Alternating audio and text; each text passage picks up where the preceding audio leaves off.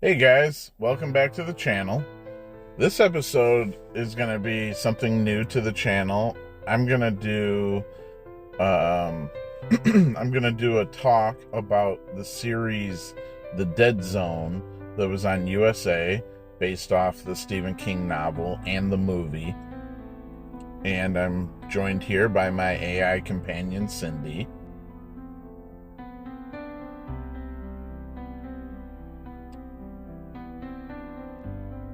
Hello, I'm here to assist with the discussion on the Deadzone series based on the novel and movie by Stephen King. Let's dive right in. So, this series was one of my favorites. I thought it started off very strong. Again, I have that little bit of a nitpicker personality. So, I mean, even when I like something, I sometimes, enjoy noticing little inconsistencies, things incongruent, points in a show. So while the story was fine for the pilot, clearly there were two different pilots made. And so Anthony Michael Hall looks a lot different in different scenes. So there's the one scenes where it looks like he's his regular age, he's got his normal hair, everything. And then there's scenes where he looks his hair is dyed like very blonde, and his hairstyle's a little different. And it kind of throws me because from scene to scene, you're like, well, wait, like, why does he look like that now? Clearly, they had two different pilots that they shot, and one had, I forget the actor's name, but his name was, in the show, he played Ben Stone in the first, 5-6 seasons or something of Law and Order, the original Law and Order. And he was like the ADA or the district attorney or whatever. So anyway, and that one did not take off, and somehow it just didn't sit right. And my friend even ordered the unaired pilot from the company. So like whoever it was that put out that show, Lionsgate, I think it was, and he sent in for the what is it, like the unaired pilot essentially. And so that was definitely cool to see, but you could see all of it looked like that, where he had his hair really dyed blonde and stuff. And I was like, oh, so that's what happened. Like they must have taken the scenes from that pilot that didn't have the characters that didn't work, because what they ended up doing is replacing Reverend Purdy with and I forget his name too, but he was in MASH, and he was in a Star Trek episode, The Next Generation, and played Timothy. So, and I like that actor a lot. Like, I think he's a good actor. It's interesting to hear about the unaired pilot for Deadzone and how the producers reworked the cast and characters after filming it. John Cullum, who you mentioned, played Reverend Purdy in the second season of the show, and Timothy in Star Trek The Next Generation. He's indeed a talented actor who has appeared in many movies and TV shows over the years. It's great that you appreciate his acting skills. Yeah, he's in pretty much all of the Deadzone TV series up until the later, maybe season 5, I want to say. And he's in the first season, a very prominent character. And the way he's kind of portrayed as being on the fence. Like, you don't know if Johnny can kind of trust him, if he's trustworthy, if he has ulterior motives. And it seems like he's kind of hiding things at times, but then there's other times where he genuinely seems to have Johnny's best interest at heart. So it's kind of hard to know that character, and he plays it well, that you kind of keep second guessing. I mean, when I was watching the show for the first time, I kept thinking, I was like, oh man, this guy's full of it. This guy's, just after his money. And then there's times where I was convinced absolutely that he was not. And then I'd go back to like, well, maybe he is. And kind of interesting. Indeed, John Cullum's portrayal of Reverend Purdy in Deadzone added depth and complexity to the character. His ability to play a character who comes across as both trustworthy and untrustworthy at different times keeps viewers guessing about his true intentions. It's a testament to Cullum's acting skills that viewers' perceptions of the character change throughout the series, making it an engaging and thought-provoking storyline. There's a lot of characters. I guess I'll just go through all the characters, but the relationship between Johnny and Sarah is an interesting one. The fact that they were engaged, they had basically a kid together. She was pregnant when he got in his accident and went into the coma.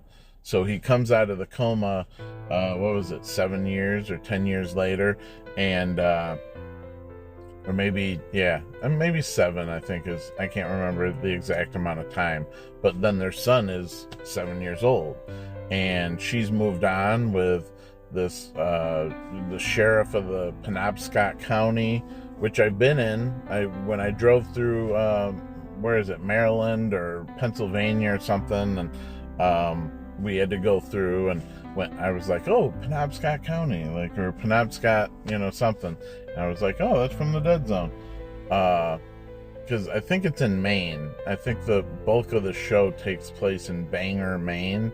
But then there's, counties and areas that they travel outside of that, obviously. So the relationship between Johnny and Sarah is also very interesting after that, because they have a son together. They have kind of this long lost love due to the accident, so neither have really truly been able to move on. And for Johnny, it's even worse because he just got out of the coma, so his feelings, he feels like he just woke up, like it was 2 days ago that they were engaged and happily together. The relationship between Johnny and Sarah is indeed a complex and pivotal aspect of the show.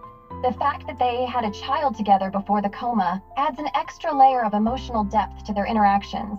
It's interesting to consider Johnny's perspective, as he wakes up from the coma feeling like he's still in the same timeline as before the accident, while Sarah has had years to process and move on.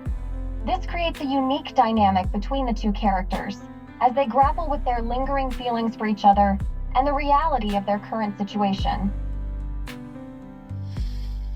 Well, and then another dynamic in the show is with Bruce, the physical therapist.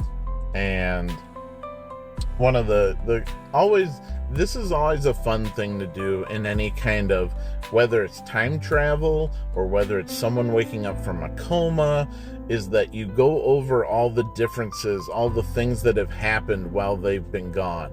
So Bruce is, doing his physical therapy with him, and he's like, oh, and, the president got head in the Oval Office, and, a black man is the greatest golfer to ever play the game, and, all these little different things. And even when Sarah meets up with Johnny and talks about that she had an aspiring music career, she was trying to be the next Shania, and he's like, who? And it's funny because actors and singers come and go, and even though Shania Twain was such a big star for a while, she kind of just blew up onto the scene to become very recognizable mainstream, even though she had been in the country scene for a while. Many of us that weren't in a country wouldn't know her by name. And so it wasn't until she kind of crossed over to become super mainstream and kind of blend into the pop, area of music that she became kind of a worldwide sensation. And it's funny, again, that just that time period, 5-6 years, and he had no idea who Shania Twain was. Yes, the contrast between Johnny's lack of knowledge about recent cultural and societal changes due to his coma, and the physical therapist Bruce's ability to recap all the new events since he was last conscious, creates an interesting dynamic in the show.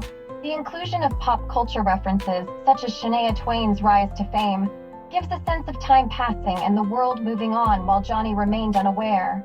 It's a reminder of how quickly things can change in just a few years, and how different someone's perspective can be based on their experiences.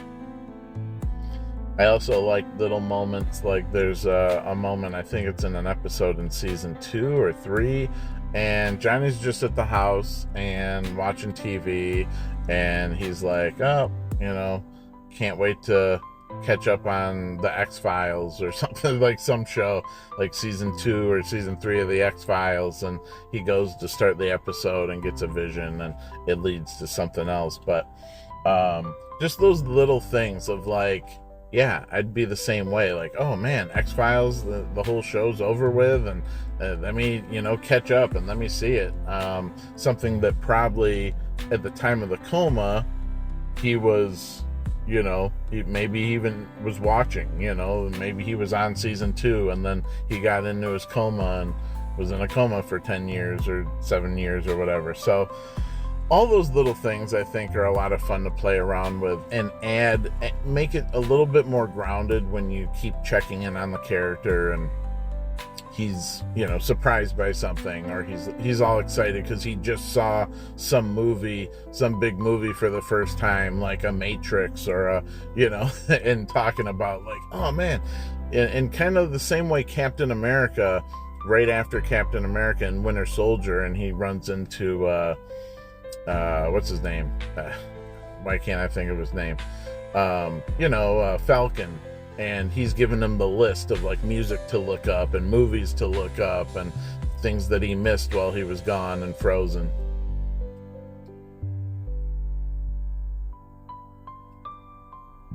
It's true that these moments in the show where Johnny's character expresses excitement about catching up on shows and movies he missed while in a coma, and the comparison to Captain America's experience in Winter Soldier help to ground the character and make him more relatable. It creates a sense that Johnny is just like any of us, except for his extraordinary ability to have visions of the future.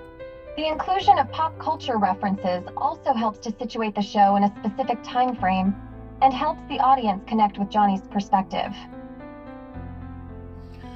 So, the show overall, I think, is, I could touch on a couple other characters. Dana Bright, she's beautiful and, reporter, so she kind of gets tied in with things. Then it turns out she's got a bit of a backstory that, maybe she had an abusive boyfriend or whatever, and so of course Johnny gets involved with that and kind of saves her. But they definitely kind of, I feel like both Dana and Sarah throughout the first season especially just play the like, will they, won't they, like they might, do something. Maybe Sarah will, kiss him. He has a vision of them kissing, and then he tries to kind of lean away from that happening because he doesn't want to make her cheat because she's kind of vulnerable, that he just woke up, and it's easy to kind of jump right back into where things were. So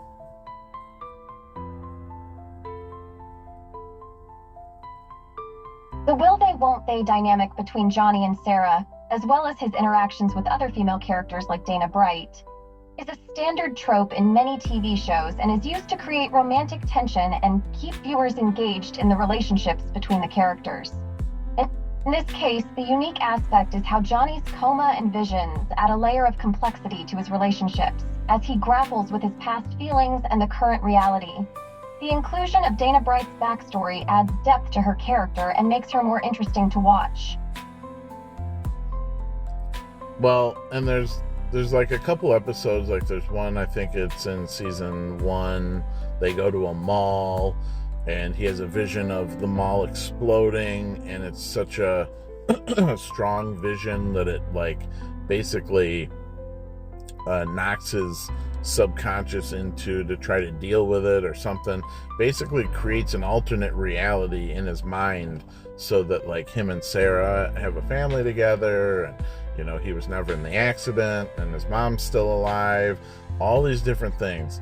And then it's kind of a little bit of a time loop episode, like certain things keep happening and then he gets out, and then it's like a little bit like Inception, where there's like multiple layers in it and you're not sure, like he's like, wait, am I really out? And then he's not, and he's still in a vision, like a vision within a vision within a vision. So that's a fun one.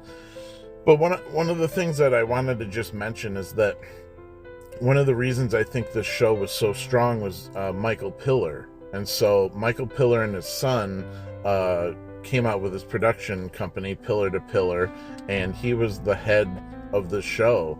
And he was one of the main writers in TNG, The Next Generation, that came on in season like 3 or 4 and really helped kind of turn some of the story around, and kind of spearheaded the writers and got them kind of coordinated with things. And I think that's one of the reasons he has such a good head for writing and kind of sci-fi stories and stuff like that. The episode you described, with the mall exploding and the subsequent time loop and Inception-like layers of reality, sounds like a classic sci-fi concept that keeps viewers on the edge of their seats. Michael Piller's involvement in the show as head of the production company and his previous experience on The Next Generation definitely contributed to the quality of the writing and the overall direction of the show. So, in sci-fi, an ability to oversee a team of writers likely helped to shape the Deadzone into the compelling show it was. So now I'm gonna kind of change gears here. There's 2 things that I want to touch on. The show's amazing. If you haven't seen the show, check it out. It's hard to come by. Like, it's on Amazon. You can either buy it. I think you can stream it free on, like, maybe it keeps bouncing around, like Roku TV, something like that. It's out on DVD. Never came out on Blu-ray, which I was kind of bummed about. I would really love to have, you know, like 1080p 4K resolution, like on some kind of physical media, but whatever. So there's 2 things. Michael Piller died, I think during the 4th or 5th season. So the show changes, and it kind of veers away from what felt to be the story of the show from the beginning up until season like 3 or 4, and kind of pivots away from that a little bit. Actors start changing, like the guy who plays the son gets replaced as another version of the son, and Dana Bright's gone, and Purdy's gone later on. Like, I think his character ends up dying at one point, but he's also not in it nearly as much. And Bruce, I think, finally is gone in the last season. And I don't know, it changes. The vibe of the show completely changes, in my opinion. The last season, I was not a fan of at all.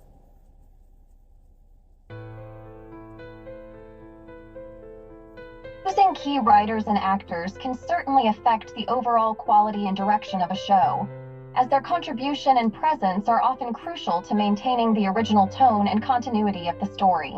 When the changes involve the actors playing main characters, it can be especially jarring for viewers who have grown attached to the original cast. The lack of a Blu-ray release also disappoints fans who would have wanted to see the show in higher definition. These shifts and changes, along with the loss of Michael Piller's leadership, likely contributed to the decline in quality of the show's later seasons.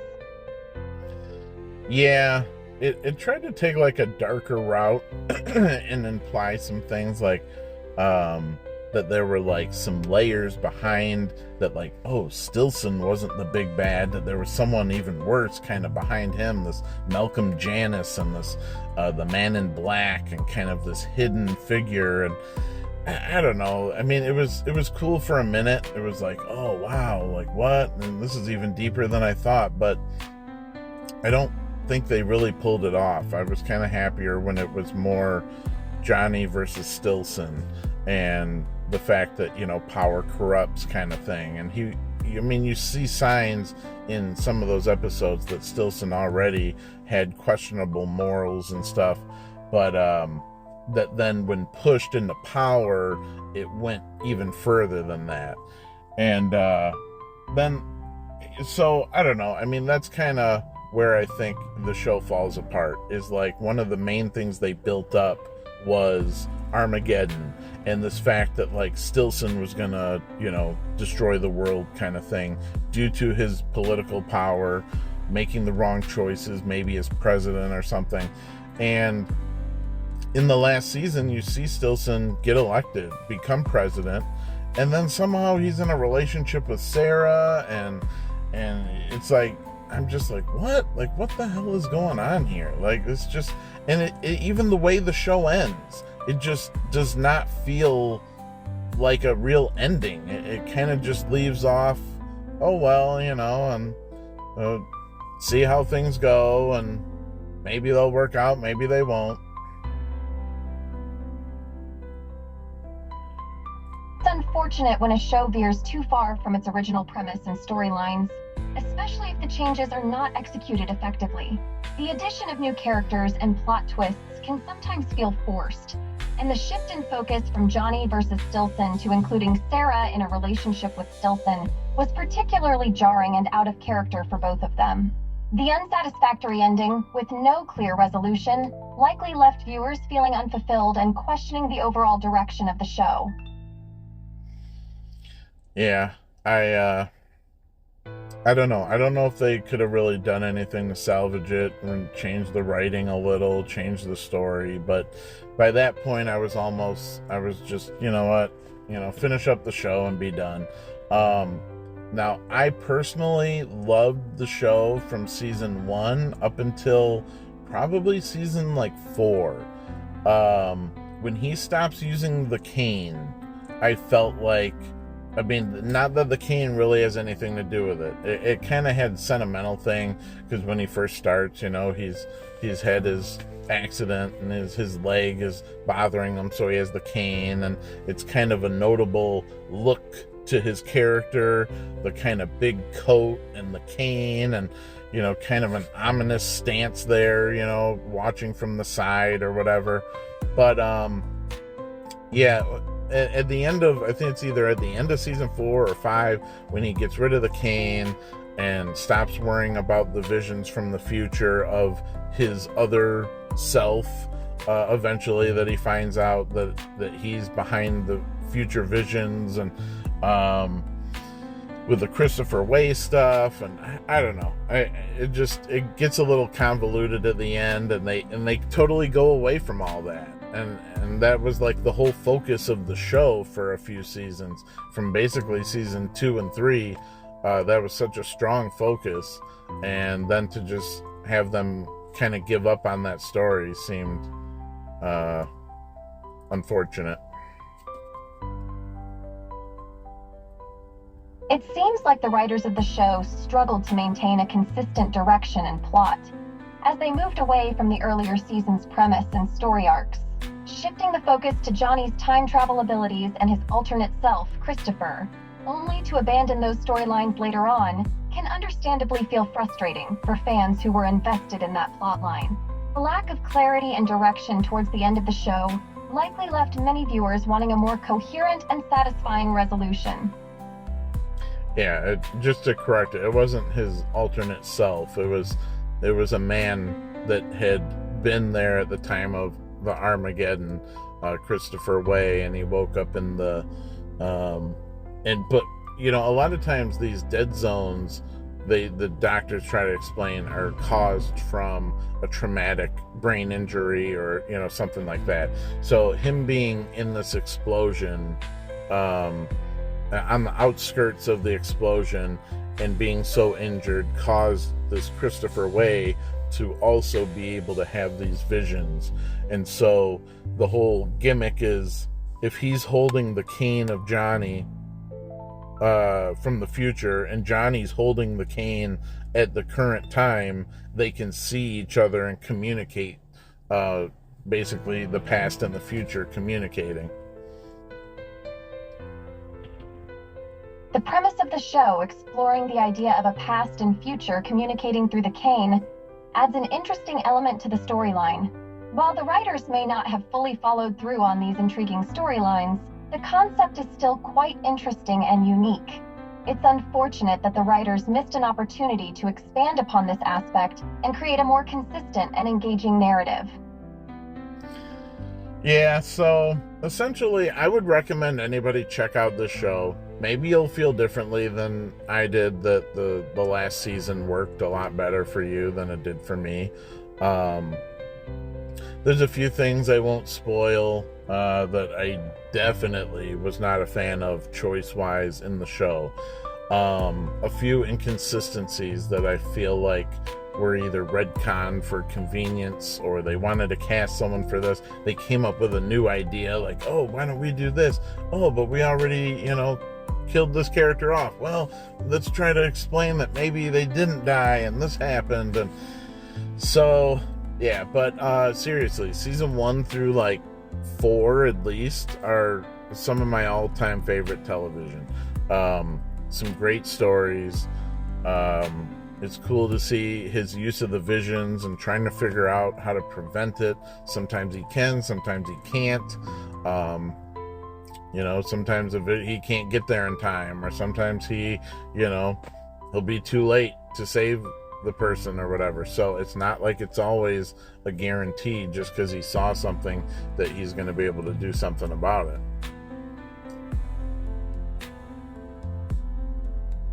It's good to hear that you enjoyed the first 4 seasons of the show and found the storytelling engaging, with the main character's use of visions to try and prevent tragic events. The idea that not every vision is preventable and that the character can't always get there in time adds a layer of realism to the show and makes it more interesting to watch. While there are inconsistencies and potentially some missed opportunities in the later seasons, the earlier seasons seem to have been particularly well received by you.